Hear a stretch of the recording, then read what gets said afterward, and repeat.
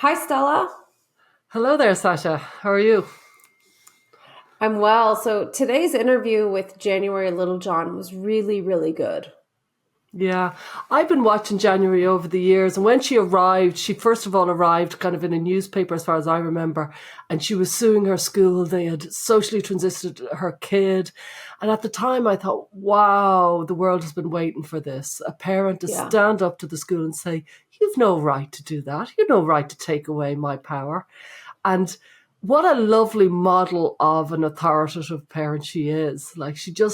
She's strong in her role as the mother. Yeah. It's a phenomenal conversation. She's a very, very, very impressive woman. Yeah. And what's really interesting too, that this is a point I don't hear people making a lot, is that she said, there's this misconception that because my daughter desisted, she must have been not really that bought in, or she must have been very pliable, I guess, to our Yeah. parenting. But she said it was hell the whole way through.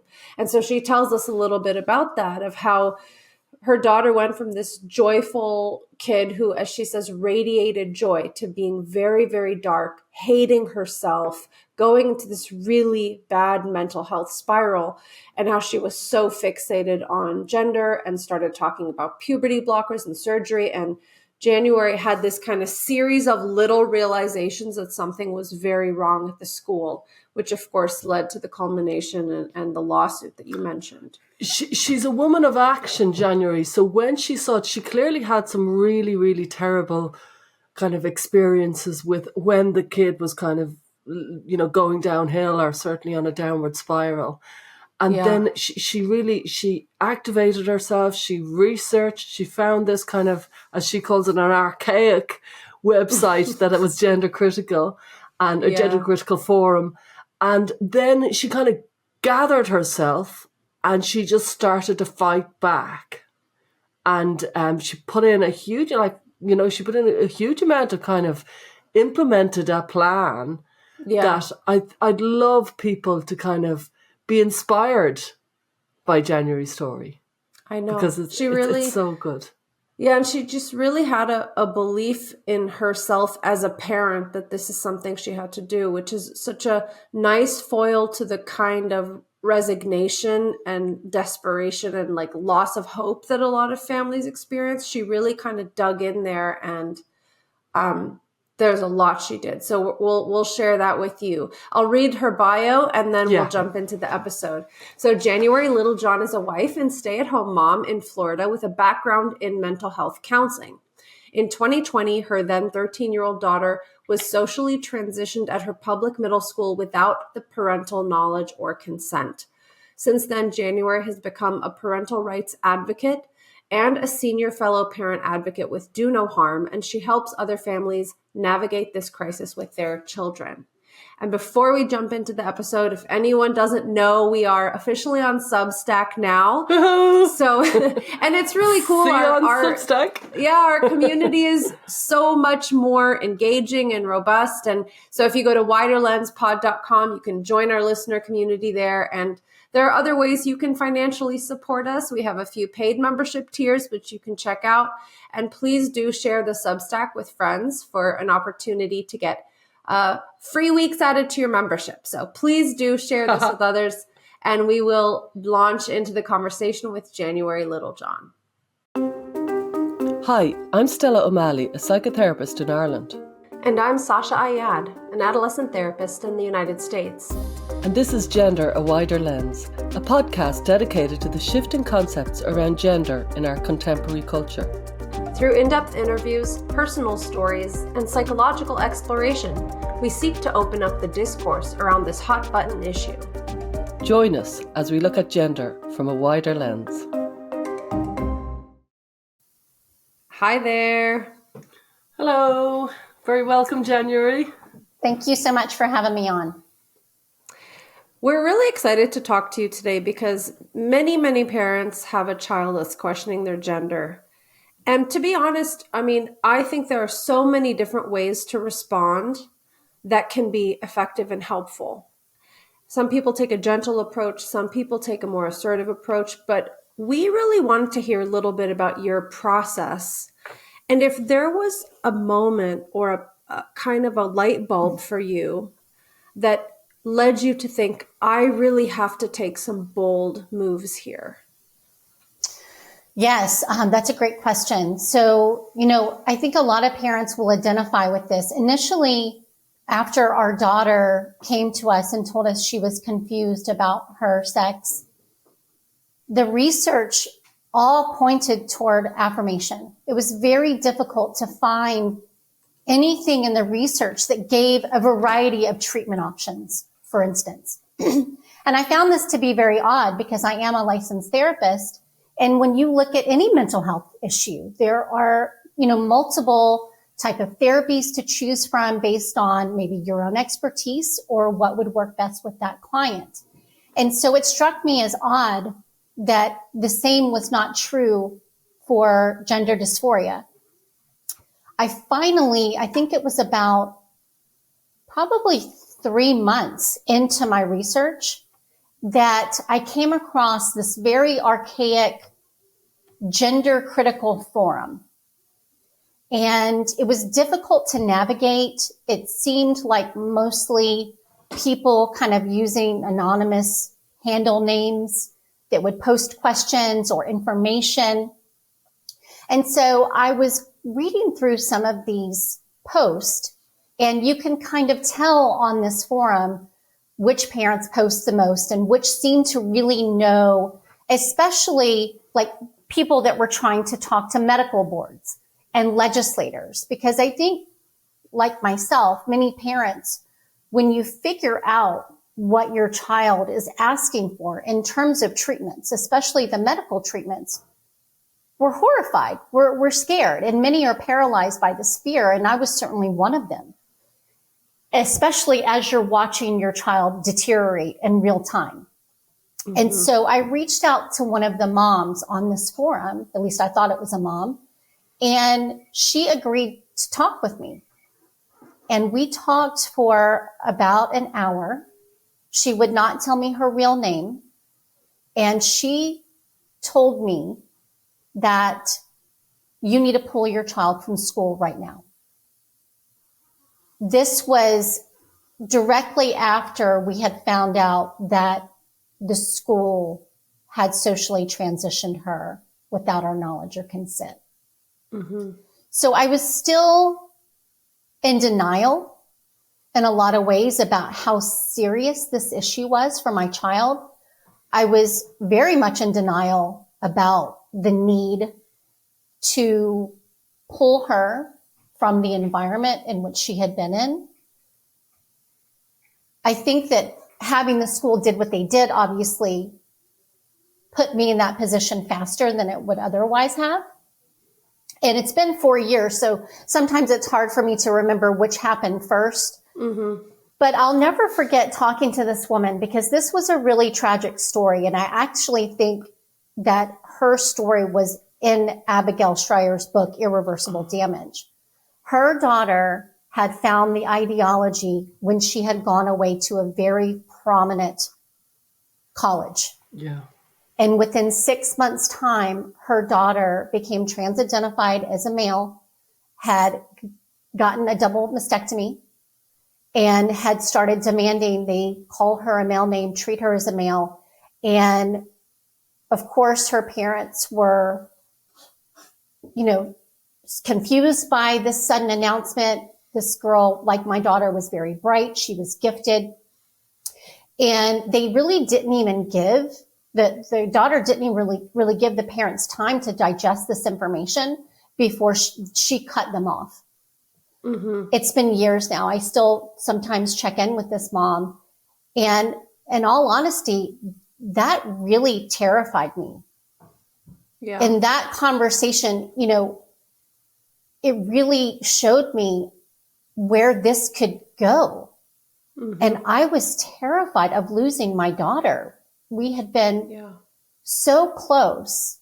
And to see the drastic change in her that we saw in such a short amount of time, especially in our relationship. And of course, when the school stepped in the way that they did, it further put that wedge between us. Mm-hmm. But that was the first real indication. Someone kind of shaking me through the phone telling me, I was you. You don't understand. You need to get your daughter out, and you need to get her out now. It's amazing.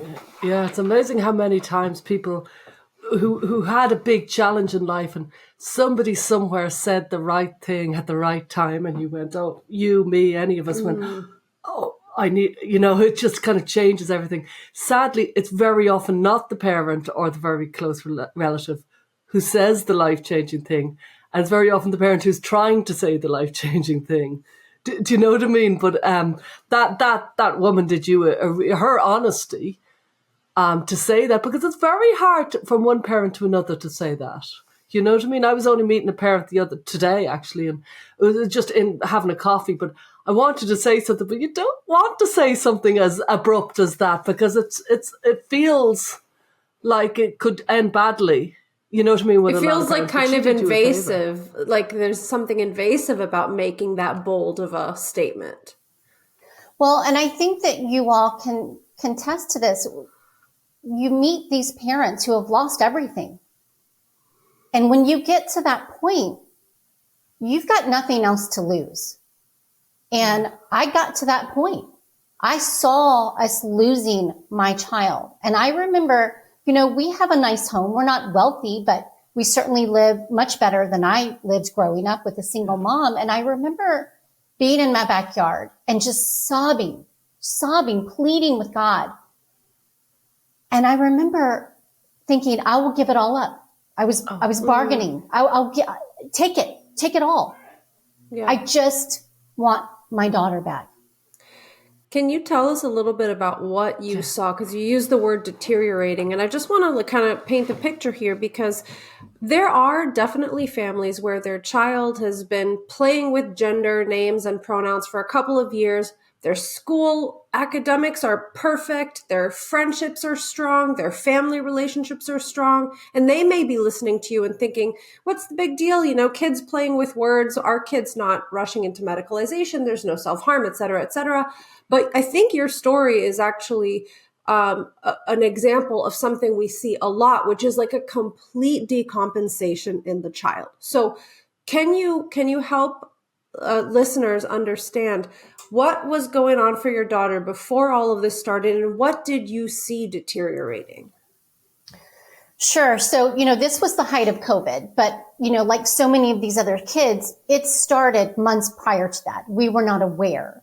We started seeing her pull away, and we started seeing her with this friend group that she was in. It was the 6th and 7th grade of her middle school. And, our daughter has ADHD, but she's also gifted. So she's always been very quirky. And we knew that one day that's going to serve her well. But, initially when you're growing up and growing into who you are, it makes social situations very challenging. So she had difficulty reading social situations, making and maintaining long-lasting friendships. But when she fell into this friend group, they became hyper focused on LGBTQ identities. All of their conversations surrounded these identities. When they would play video games like Roblox, they would use, the characters that, because a lot of these video games lend themselves well to these trans-identified children, because they get to create what they feel like they want to be and see. And so for our daughter, we literally went from vacations where she's wearing a normal bathing suit to 2 months' time where she's telling us she's no longer comfortable in her body. She was refusing many of her clothing, which was pretty gender neutral anyway. It was a lot of like science type clothes, NASA. She's very artistic. So, just graphic t-shirts kind of thing. But the deterioration happened, especially after the school started to affirm her in that identity as non-binary. And I think that your audience will identify with this. Her identity changed 4 times over 2 years. Yeah. So for a lot of these kids, it starts in the sexuality. So she would, say things like pansexuality, bisexuality, and then that morphed into the gender identity ideology. And what age was she? And were many of the other kids, cycling through different identities? They were. And so this was around age 12. And of course, none of these children had any kind of romantic experience. Not that we would want them to, but, no one had had their first kiss. No one had held hands yet. But you had girls in her friend group wearing binders and talking about this at school. And so in my clinical training, I had never heard the word non-binary. I had never heard the word gender fluid. A clinician could have gone their entire career and never encountered someone suffering from gender dysphoria or being trans-identified. But the deterioration, she became very agitated. My daughter was quirky, but she was happy. She was joyful. She radiated joy. And that little girl was gone. Her eyes, everything was angry. She was sad. She was very withdrawn, but I think the anger was so palatable, and angry with us and angry with everything.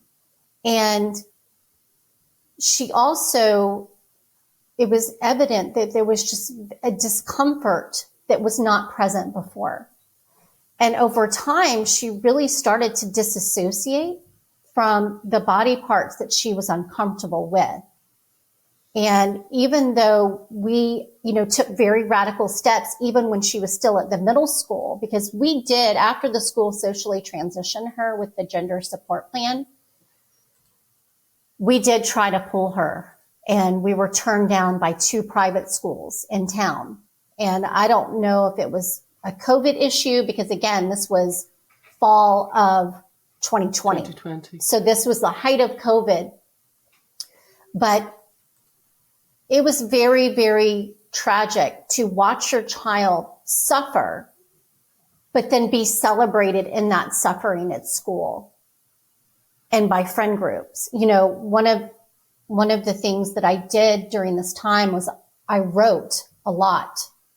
I would get up in the middle of the night just crying, thinking it was a bad dream. And I wrote and I wrote and I wrote just to get my feelings out, because I was so distraught. And one of the things that I wrote is, how do you fight a monster that you can't actually see, but is literally everywhere? Because during this time, it was almost like these little signs that I just awakened to that I had never noticed. Wow. Everywhere around us, whether we went to Target or the bookstore or the school, she was being affirmed. Everywhere. How did you find out about her being affirmed at school? Like, at that point, you already knew that her and her friends were quite obsessed with these identity labels. Did you know that your daughter herself had started playing with various labels? And I guess, tell us about how you discovered the school piece, because this is obviously a huge part of what you do now, is advocating for parents and how they can get involved with the school. But take us back to that moment and those kind of discoveries.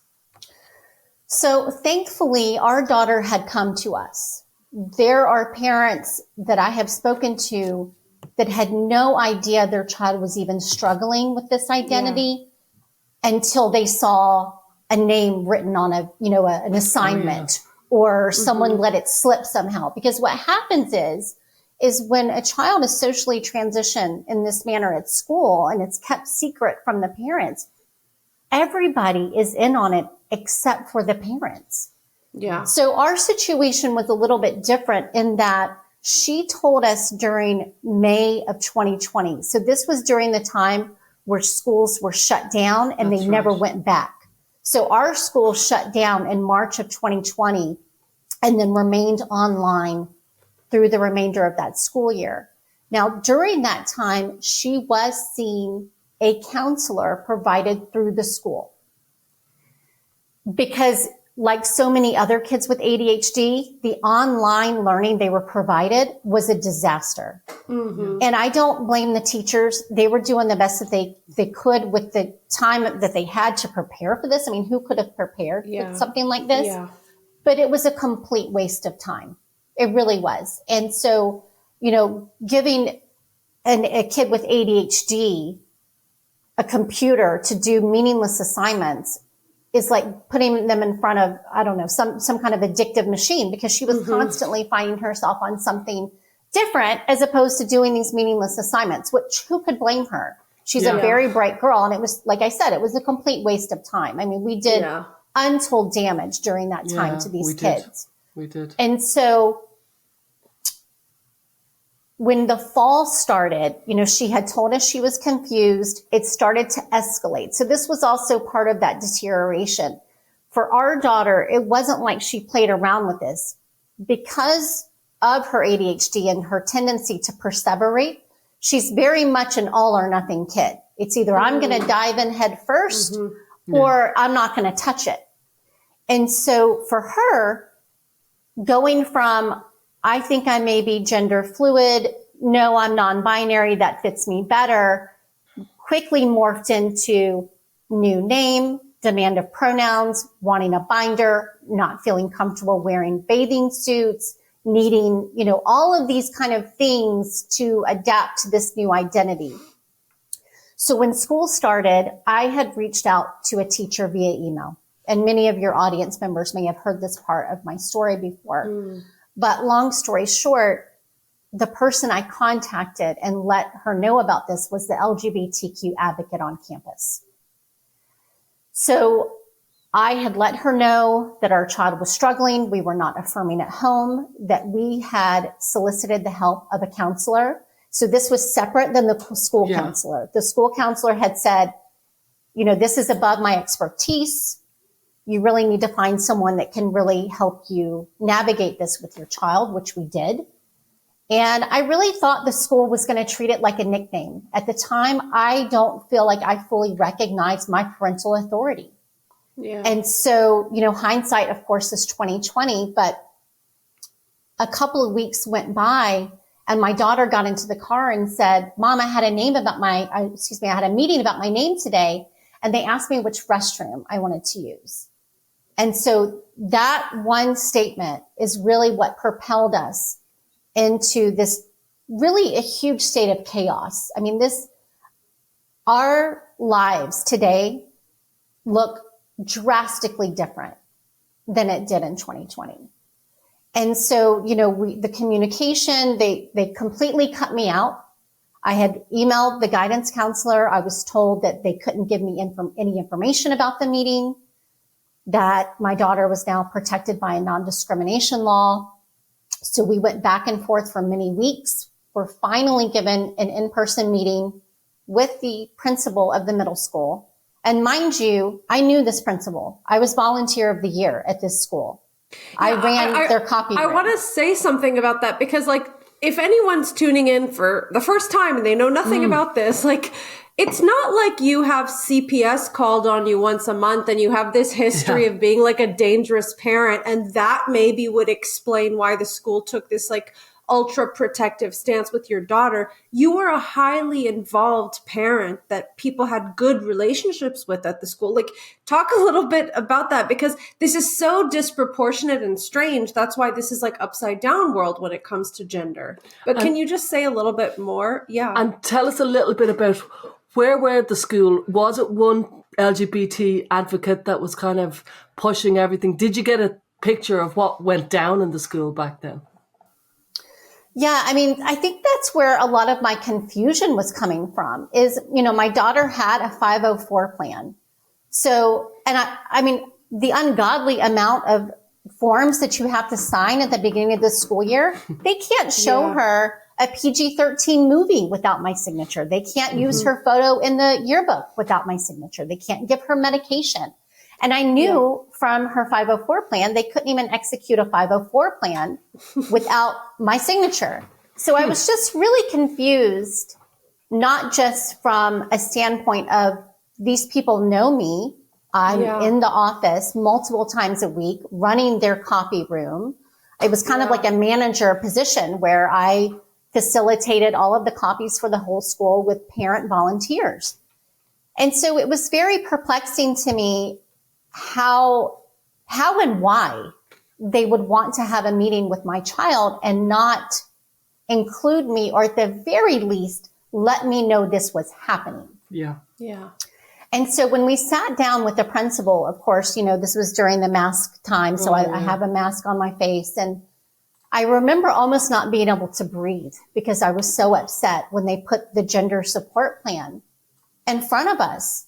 I was just in such denial that a school that I trusted so deeply to have my child's best interest at heart could have betrayed us in such an insane manner. Because as you may know, these transgender support plans, they're not just name and pronouns. It's not just a little simple checklist. They are going through a 6-page plan, oftentimes with multiple adults, which was the case with my child. It was the guidance counselor, the assistant principal, and a social worker, a licensed social worker I had never met, sitting down with my 13-year-old daughter in a closed door room. I mean, that's an incredible power differential for a child to be sitting with 3 adults and ask questions that would have absolutely impacted her safety. Like, which restroom do you want to use? Which shower do you want to use? Jeez. Which sex do you feel like you want to room with on overnight field trips? And her responses were just so immature. Because at 13, emotionally, she was only 11. So you're asking an 11-year-old girl questions about, like, how could she even really answer that from a safety standpoint? Like rooming with a male on an overnight field trip? Yeah. And I want to point out another thing that comes to mind. I mean, you had, despite some of the deterioration you were seeing at home, you had a really close relationship with your daughter, and she came to you right away. The day that they had that meeting, she said, Mom, they had a meeting with me and they asked me these questions. But I want to just kind of think for a moment, if let's say there's a family that's going through really difficult situation. Let's say there's a divorce or the parents are fighting or there's a kind of rift in the parent-child relationship. These gender support plans also ask kids questions like, do you want us to use your birth name in front of your parents while actually at school we'll use your new gender name? Meaning we will collaborate with you, collude with you to keep secrets from your family. Right. And that was part of my daughter's plan. Right. Yeah. Okay. And if you didn't have that relationship with her, this could have prolonged a real mental health identity crisis I'm sure it's happening for many kids. That's 100% right. Not to mention, as you all know, the vast majority of these children have co-occurring mental health issues. Yeah. And so in many cases, I have spoken to so many families, unfortunately, that this has happened to, because as you know from the news and other parents that have come forward now, our daughter's case was not isolated. And the guidance counselors were being trained to hide these transgender support plans. So they were not going in these students' cumulative files. So even if a parent were to have withdrawn their child from school or asked to see their records, that support plan was not in their record. Wow. And so we have circumstances where the child is living a double life, which is incredibly fracturing and destabilizing to that child, no matter what else is going on. But then to exacerbate those other mental health issues and keep a family, the parents who love that child more than anybody in the world, and the person that's ultimately responsible for that child's medical, physical, and mental well-being. It is unconscionable that they are cutting parents out in this manner, and they are grossly unqualified to be taking these steps in the first place, because social transition is the first step toward medical transition, as you both know. Yeah. And it really, for my daughter and for so many of these kids, it's not just affirming this identity. It's solidifying. It is concretizing. It is sending a very clear message. This is the right path for you. This is a positive path. And it really felt like they were just cheering her along a path of self-hate of medical harm, because shortly thereafter, part of that deterioration that we spoke about was her asking about puberty blockers, hormones, cavalierly talking about top surgery as if, their bodies are Legos where they can just take, pieces off and apply them back, which we know is impossible and incredibly damaging for them to even be thinking of their bodies in this manner. And was your school particularly kind of woke or progressive, or would you have known this about the school? That did it shock you that they did this, or what did you think? I was completely shocked. I had no idea that there was an LGBT advocate on campus. And of course, after we saw the gender support plan, I did a deep dive. I'm very good at research, and I started researching all of this because we continue to ask for legal justification. My husband's an engineer. We are both well educated, which served us well in this circumstance. And we were finally shown this LGBTQ guide. It was about a 30-page guide. And in this guide, which I never knew existed, never once saw it, it very clearly painted all parents to be an enemy to their children. And under no circumstances. A school district guide, or was this just like something they printed off the internet, or what is this? Because you were asking for legal justification. So was this a legally binding document? That's a great question. So it was a guide that had not only been adopted by Leon County, where my children were in school, but these guides were in counties all over Florida. And some of them ranged, a couple of pages, and then some of them were 140 pages. And in these guides were glossary of terms. They were misinterpreting laws like FERPA. They were misinterpreting laws like Title IX, claiming that schools had to follow these protocols, that it was the law, that you had to cut parents out of these transgender support plans, that it was in order to keep the child safe. This was all done under the guise of non-discrimination, the child having a right to privacy from their parents, and keeping the child safe. We want to take a moment to thank our sponsors, GenSpect and Therapy First. GenSpect is an international organization committed to fostering a healthy approach to sex and gender. The team and members of GenSpect strive to promote high-quality, evidence-based care for gender nonconforming individuals. GenSpect is pleased to offer a non-medicalized approach to gender with their recently published Gender Framework, and they continue to hold conferences around the world. Visit genspect.org to learn more. Therapy First is a non-profit worldwide professional association of mental health providers who view psychotherapy as the appropriate first-line treatment for gender dysphoria. Therapy First supports psychotherapists working with gender dysphoric youth and young adults and offers public education on mental health and psychotherapy. Visit therapyfirst.org to learn more. Now back to the show. How long were you kind of in the wilderness with all this? Because I could imagine you were blindsided. Could you tell us a little bit about those days of you thinking, what was your understanding of your child's trans announcement and identity? And just tell us a little bit about those days and how long they lasted. It was a struggle because, at the time, and God bless the parents who this happened to in 2018 and 2019. I know. They were feeling around in the dark. Yeah. These parents and the people like the Kelsey Coalition and the parents that had the courage to speak out during that time are the real heroes of this medical scandal. Because until Abigail Schreier's book came out in 2020, there really wasn't a lot for parents to go on.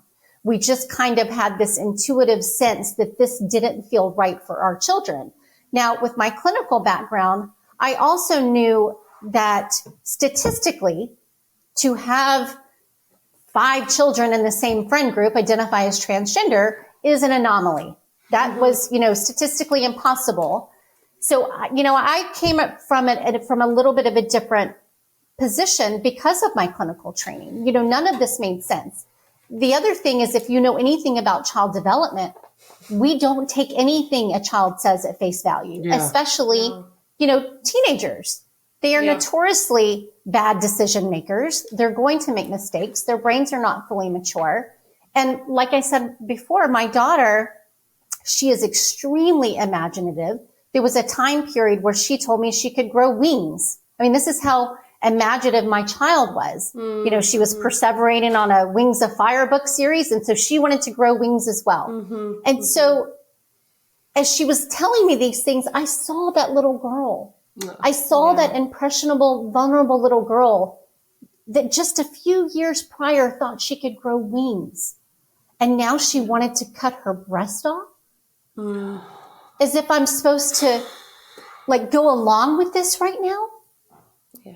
And when I saw that was actually happening, it was like being stabbed in the gut. I could not believe there were doctors with medical degrees cutting the breast off of 12 and 13-year-old children. Yeah. And I knew I had to protect her with everything that I had. And so during that time, it was devastating. I was really lost. I felt very alone. We weren't telling a lot of people, because how do you talk about this with your neighbors?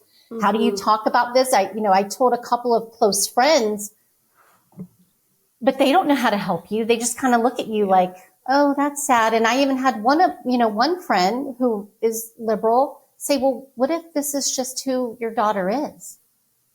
And I couldn't believe she would say that to me. She's known my daughter since she was 5. What do you mean this is who she? That's impossible. You can't not be male or female. What do you mean? So it's like, it was almost like even people in my inner circle had been seduced by this ideology, and I was the only one not buying it. What are you talking about? Use some critical thinking skills here. Yeah. And so until I found Abigail Schreier's book, which was around the same time as it was right after we met with the principal. Okay. Because when we finally met with the superintendent, I thought that was my saving grace. I had all of this information from SEGM. I had found SEGM by that point. I had found, Transgender Trend and some of these other organizations that had been, Fourth Wave Now. I had printed a bunch of information. Right. I had Abigail's book with me, and I thought, okay, I'm just going to present the evidence. I'm going to let them know how damaging this was, not only to my family, but that this whole ROGD, cohort of girls. Yeah. It's harming them. Yeah. And I brought it all to the meeting thinking, they're going to care. They're going to be horrified. Yeah. And that's not what happened. Your kid was textbook ROGD in many ways. So It's amazing. You had your strong parenting background. You had your mental health profession. You had everything. You had the education, and you had classic manifestation, really, of ROGD. But I didn't have... what I didn't have was the knowledge that this ideology existed. Yeah. Yeah. You sound like me in 2015 when I was working in the middle school. And I mean, Abigail's book wasn't out yet, but I was really starting to build momentum, and I had just reams of digital information that I kept sharing with my supervisor. And I was thinking very earnestly, once you read this, your mind's going to be just as blown as mine. And we're going to really change the way we think about this in our district. And I was so earnestly engaging, and I did not understand yet. And meanwhile, my manager wasn't an ideologue, but she was just like, well, we have to trust the experts, the LGBT advocacy groups, So I just very much resonate with that. And I wanted to just ask, because there are a couple of key moments, I think, in your story, and I just want to understand timeline.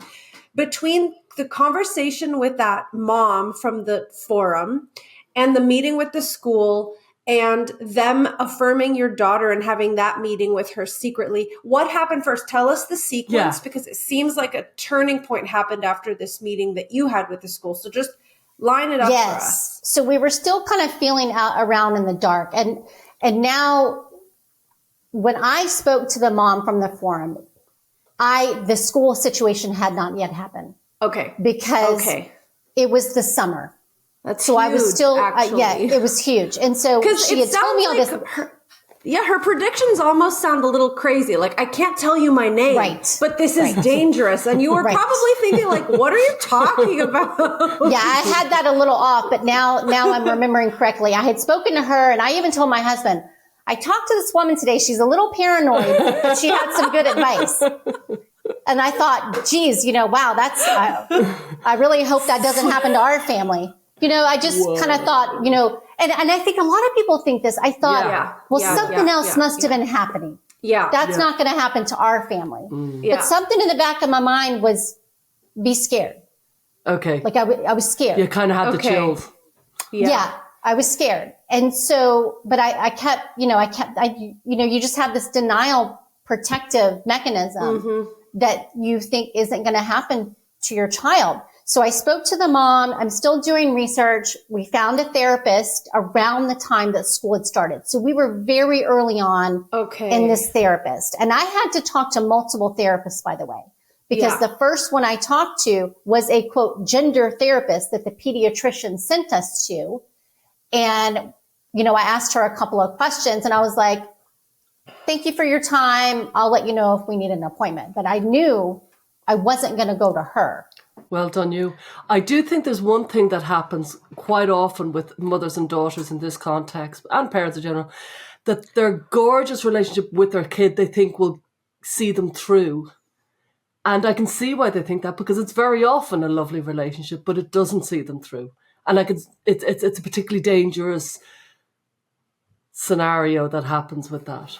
Yes. And I think, another turning point. So the sequence was talking to the mom, her letting me know I needed to take these crazy radical steps, me not being there for so many reasons. I mean, I was a product of public school. My husband was a product of public school. I was heavily involved. I was a substitute teacher in the school district. And so, we had moved to our neighborhood because of the school district.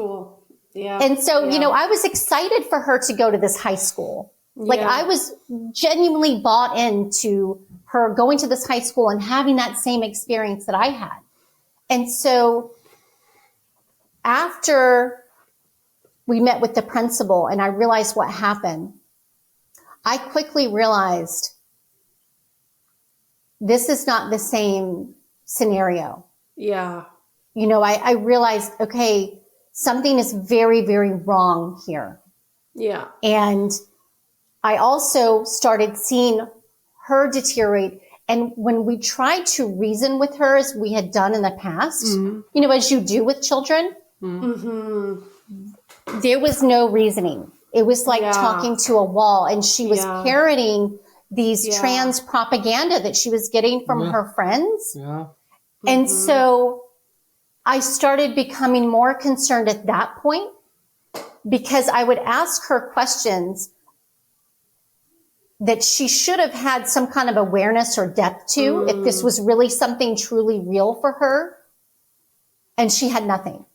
She could not answer basic questions about how long have you felt this way? What does it mean to feel like a girl? What does it mean to feel like a boy? All of those kind of critical thinking questions that we need to be asking these children.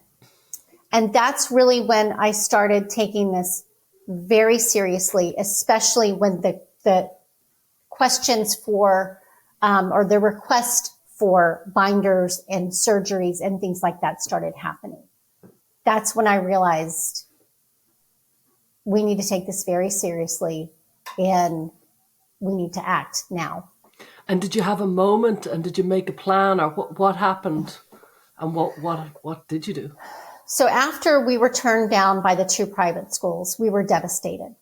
We were all exhausted because we were doing it under the pretense of, because during the COVID going back to school, the brick and mortar, they were still offering the online. It was a mess. And for her to adjust to this, it's called Canvas. For her to adjust to this Canvas program was very difficult. And so we told her we were pulling her for a smaller learning environment. But meanwhile, we were pulling her because of what the school did. Right. During this time, we also took her phone. We did not give it back for over 2 years. Took it away, hid it, turned it off. We needed to break away from the trans influencers that were just speaking lies into her, especially lies about us. And we knew we needed to get her out of the school environment, but we had to weigh homeschooling with me, which would have been a drastic change than what she's used to, versus keeping her in this school environment with a new therapist and all the other changes that were already happening because of COVID. You know, hindsight, I think we should have pulled her. I think she would have come out of it. But then if I had done that, I would have never sued the school. And so I think everything happened as it needed to happen, because as we went through the school year and I did the research, I quickly realized this issue was a systemic issue. This was not just in my county. This was not just my child. This was happening all over America. Yeah. Because the first lawsuit that was filed in this realm was actually in Wisconsin. They had just filed the lawsuit based on the policy in 2020, but no real harm had occurred up until that point. And so when I took all the information to the school, I didn't think that we were going to be filing a lawsuit. I really thought, like you said, Sasha, that they were going to be horrified, that they were going to say, oh, we need to fix this. This is not right. And so we tried very hard to resolve this issue with the district. And we did not end up filing a lawsuit until more than a year after the gender support plan was showed to us. And we just realized they're not going to stop. Yeah. You know, before we started recording, you mentioned, January, that you've shared your story about the lawsuit in lots of places, but you haven't really shared a lot about how you walked your daughter to desistance. And I'm wondering if you can tell us a little bit more about that, because, you know, I'm observing, like, you have this very organized way of speaking. You are a confident and strong woman. And I also know from working with so many resourceful and intelligent moms like you that when it comes to the relationship with their child, strengthening that is really what allows them to help. Like, for example, you said, you know, I took away the cell phone, and I see a lot online and Twitter and detransitioners and desisters talking about this. And it's like, well, you can't just take away a kid's cell phone and expect them to desist. And I'm like, yeah, you're right, because the relationship itself and enriching that connection is actually the other side of that coin. Like, you have to remove the unhelpful influence and fill their life with the love and connection with parents. So I imagine you have lots to say about that, but I want to highlight that because it's not just about taking away the phone. There's so much more that I'm sure you did. So can you talk a little bit about that? Well, yes. And I have both of you to thank, truly, because without Inspired Teen Therapy and without this podcast, I would have been completely lost because Sasha, we pretty much followed what you told us to follow through the videos that you have. And Stella, you know, I think a lot of parents feel this way. I was so angry. Here we are, middle-class family. You have everything given to you. You want for nothing. And like, it felt like she was creating this. And so I had to put aside my anger. I had to see her pain because she was in emotional pain. So we affirmed the pain, but never the identity. And a lot of people have this misunderstanding because our child desisted that, oh, she must have not been that engraved in the ideology, or, you know, it must have been not been that bad. It was hell. Okay. I mean, we're talking tantrums when we wouldn't call her the name she wanted to be called. But like you say to do, we set loving but firm boundaries. And you're exactly right. And I tell parents this now that I help. You have to repair that broken relationship, whatever it takes, because you cannot even begin to affect change or even plant seeds with your child if she doesn't trust you, if that relationship is not healed. And I hate to be the bearer of bad news, but there is something broken in all of these families. You don't have completely whole families being susceptible to this. If that has happened, I have not encountered it yet. And that includes my own. I had to come to terms with things about my parenting that contributed to this. You know, of course, I could have never controlled what the school did, which of course exacerbated the issue.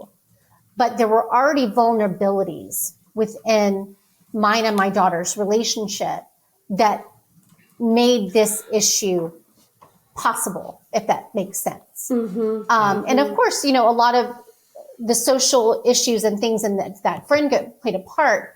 But had we not repaired that relationship, and it took an extraordinary amount of work. Whoa. And a lot of one-on-one time was spent with her. A lot of, you know, I'm a very feminine woman, but we had to show her, because I think a lot of moms, especially the moms, we blame ourselves. Oh, We play the what if game. I know. What if I cut all my hair off? What if I stopped shaving my legs? Did I cause this to happen?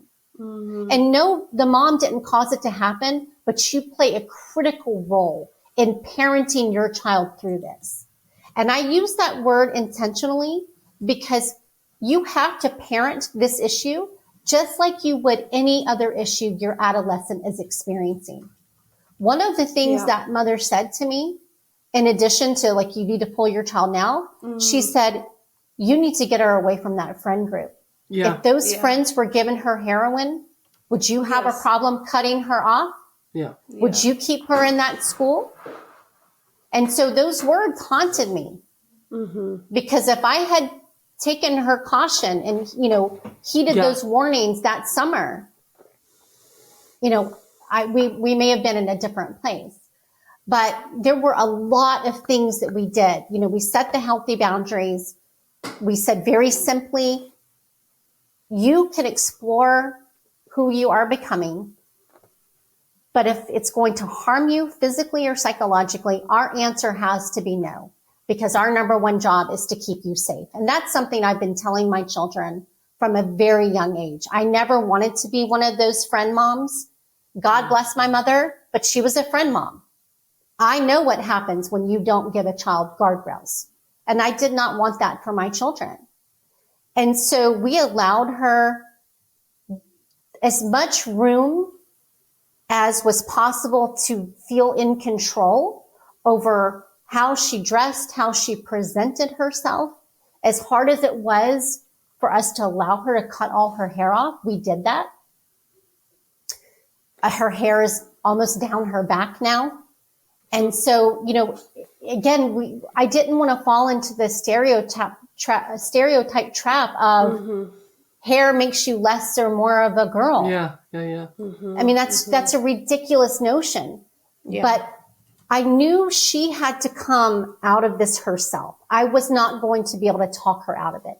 So we started being very creative. I also knew that this, in some ways, was a power struggle. Oh, yeah. And so I very plainly would say to her, when you are old enough to make these decisions, because we talked to her about brain development, we did get her to agree to not make any permanent changes to her body until her brain was fully developed, which was around 27. So we would say this over and over. When your brain is fully developed and when you are financially independent, you will be able to make these choices for yourself. And we know that once you do research and you have this life experience, that you're going to make the best decision for yourself. So we kind of put that power back on her. Yeah. And I separated this decision from me. I said, I am a grown woman. What you do to your body only impacts you. I've had my children. Yeah. I'm 45 years old, or however old I was at the time. I just I needed to draw that separation, because I think that part of our issue was there was some enmeshment and some attachment issues going on that we needed to address. But we introduced her to lots of different types of women. I took her to a horse farm. I showed her lots of different types of women. And I also think it's important for parents to give their children an off-ramp. And for her, it was the giftedness. Because we had not spent a lot of time talking about what it means to be gifted. So we contacted a woman in Mensa, and we called it her gifted coach. And she had several of these kind of Zoom sessions with this woman to talk about her experience being gifted as a young woman. Wow. And I just wanted to plant those seeds. And you could do this with lots of different things, you know, whatever it is, if it's ADHD, if it's autism. But I wanted her to see there's another reason why you feel uncomfortable with your body. There's another reason why you've always felt like you're kind of an outsider from other girls, especially your age. And can I ask, when you were putting in all of these, because you were doing quite a lot of different things, did you feel you were getting anywhere? Or did you think, I'll just keep trying? I you know what I mean? It was very clear that there was not going to be a straight line out of this. And that same mother that I had spoke to before, she said, buckle up. Yeah. You don't understand this now because you're only 2 months in. This is going to be years. Yeah. And I just thought, years? I can't even take 2 months. Yeah. You're telling me I'm going to be dealing with this for years? And here you are. So it was just quite extraordinary that this woman just kind of really understood. And so we tried a lot of different things. And some days it felt like we were taking a couple of steps forward and then 5 steps back. Because at times of high stress or on her menstrual cycle, the identity would get stronger and the power struggles would be more intense. So she would go weeks without us fighting about the name or me not affirming her. And then all of a sudden it would blow up. And I had to bite my tongue, be calm, set firm boundaries of, we can talk about this when you calm down. I love you. I mean, it just was so exhausting. And had you pulled her out of the school, or what had you done at this stage? She was still in the school at this stage. Wow. We did not really start seeing change until we pulled her.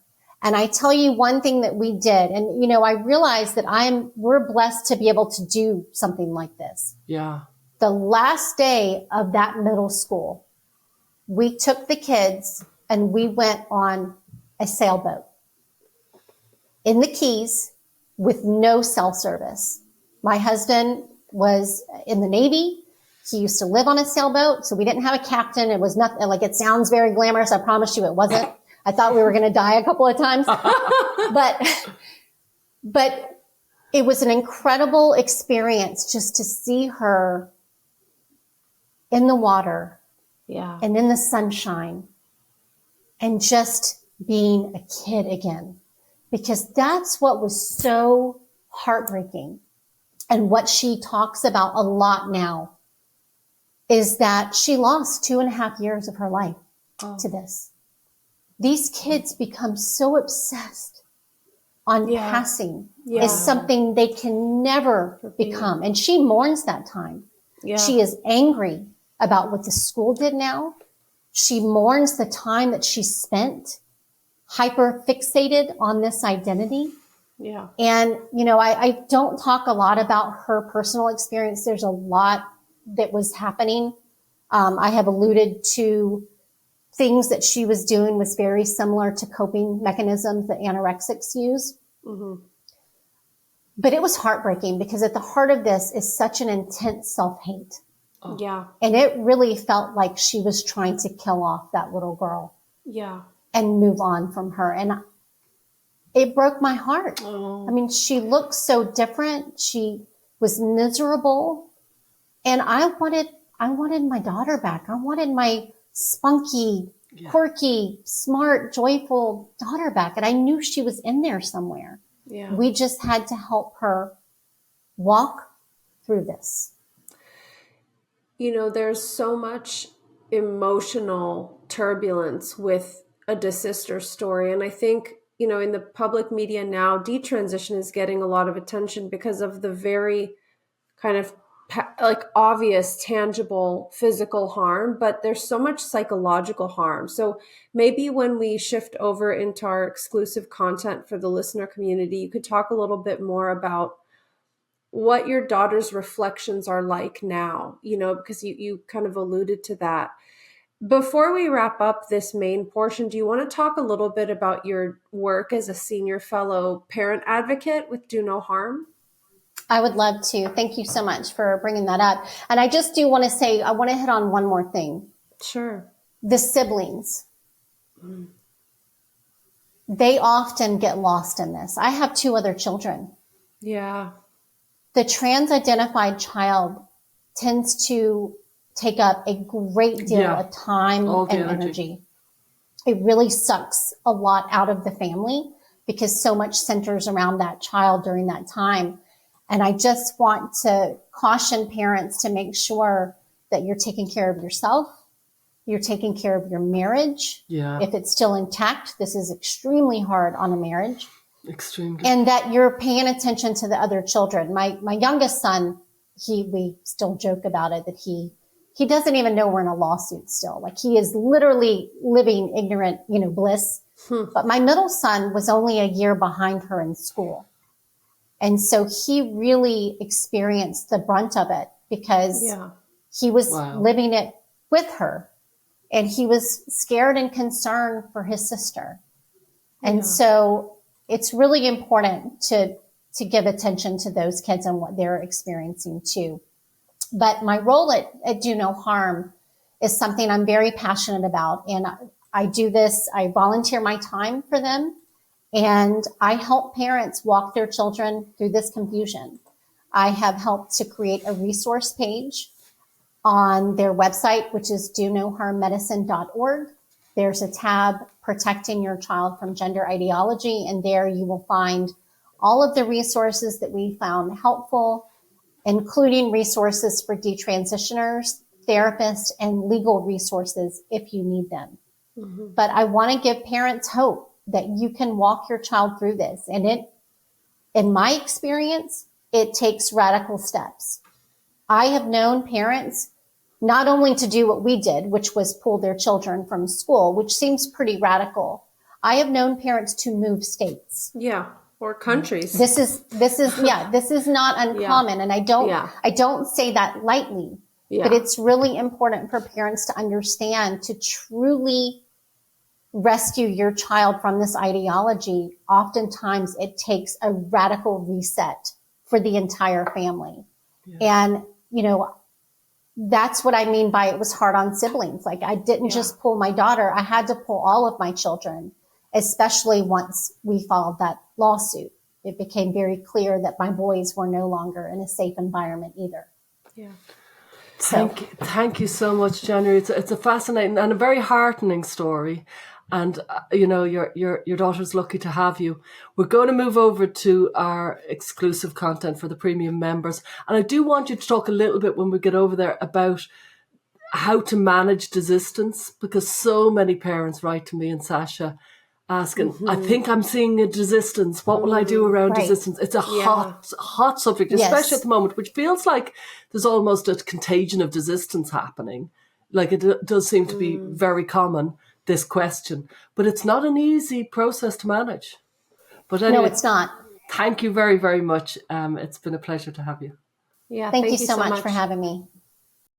Thanks for joining us this week on Gender, A Wider Lens. If you enjoyed the show, please rate and review us on Apple Podcasts or Spotify. And be sure to visit us on Substack by going to widerlenspod.com. There you can join our listener community, access bonus content and resources, plus learn about additional ways to support the show. Our discussions are for educational purposes and are not intended as a substitute for mental health services.